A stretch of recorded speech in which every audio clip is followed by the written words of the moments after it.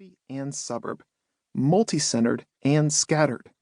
As of the 2010 census, it was the most densely populated urbanized area in the United States. In the words of locally born Hector Tobar, the Pulitzer Prize-winning journalist and author, Los Angeles seems to appear to the 21st century what New York City had been to its forerunner, the crucible where a new national culture is being molded, where its permutations and contradictions can be seen most clearly. 1.3. One morning in 2014, a few weeks after my wife, Rachel, and I moved to Los Angeles, a large white man pedaled up to me on a bicycle and skidded to a halt. He was sunburned, covered in grime. His bike was sized for a 10-year-old boy. Perhaps it had recently belonged to a 10-year-old boy.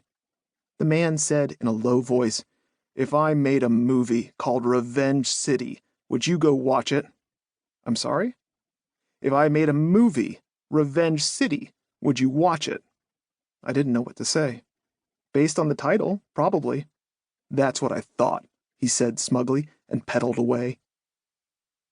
1.4. The book in your hands, in your ears, as you ride the bus or sit in your den with a cup of tea or something stronger. Ideally, whatever circumstances make reading more pleasant for you, is an assessment, after several years of interviews and reporting, of the relationship between Los Angeles and its citizens, with an aim to demonstrate that the standard way of thinking about these people and their society often rests on a misunderstanding that LA is just another big city in the United States when actually it is something else. Los Angeles has long resisted classification. People often struggle to describe it. Old Town, Lost Town, Shabby Town, Crook Town. Raymond Chandler, The High Window, 1942. I often tell people that Los Angeles makes no sense if you talk about it out loud. The land of slow-float car chases and girls with mercurochrome hair. Linnell George, native to the place, 2001. For my part, it is the only place in the United States where I can stand anywhere and feel like I'm in the middle of everything, and also like I am nowhere at all. Joan Didion said of Los Angeles, in an interview in 1973, "Every minute is a tabula rasa. There it is, by itself. No back or forward references, just right now. Crucible City, Edge City, Revenge City." To attempt to say what is Los Angeles, other than by itself, sometimes feels like trying to pin down a cloud. The itself part is difficult to account for, too. 1.5. But what is it? A 2010 article in Forbes magazine by Joel Kotkin said that the concept of a city-state was making a comeback.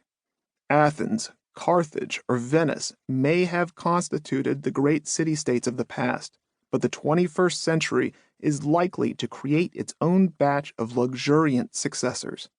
10 years later, a piece in Le Monde Diplomatique, published in the throat of a global coronavirus pandemic, suggested the same thing. Many city decision-makers feel national governments are too bogged down in ideological and partisan conflicts to act effectively, Benoit Breville wrote, and believe cities must come together to make up for their deficiencies. A city-state, loosely defined, is a sovereign place composed of a metropolis and its surrounding territories. Sparta of ancient history, Singapore today. Prior to the modern rise of nation-states, the city-state model enabled civilization to flourish. Alexandria, Florence, the Miang of Southeast Asia. More recently, in addition to Singapore, Monaco and Vatican City formally qualified, and perhaps San Marino. But the Forbes story suggested that if criteria were redrawn to be more contemporary, more places might be eligible for possessing a list of key features: vast wealth, a large port, money laundering, international museums worth visiting, guests from overseas who bank money in local investments, efficient authoritarian